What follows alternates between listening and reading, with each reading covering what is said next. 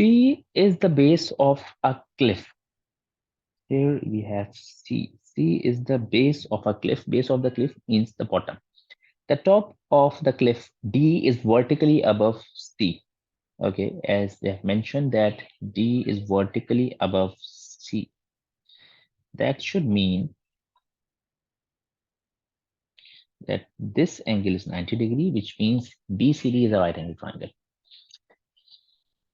DC is perpendicular to BC, as I have already mentioned that this angle is 90 degree, and DC is equals to 105 meter. DC is 105. So that means this length, the distance from C to D, this is 105 meter. Okay. Calculate the angle of elevation of D from B. We have to calculate the angle of elevation, means this is the angle that we have to find out. Okay. So I can say I have to calculate angle CBD. I can see that I have to calculate this angle. With this angle, 105 becomes the opposite and 2 km becomes the adjacent.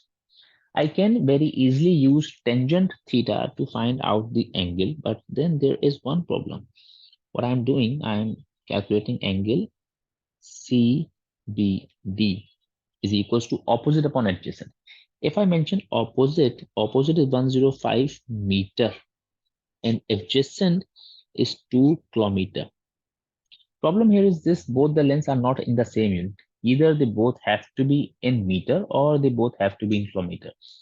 That is entirely your choice, whatever you find convenient to convert. I am converting 2 km into meters. That will be 2000 meters. In order to convert kilometers into meter, we multiply by 1000.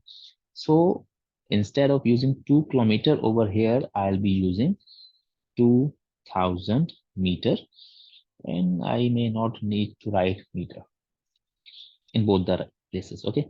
Now this should become very straightforward.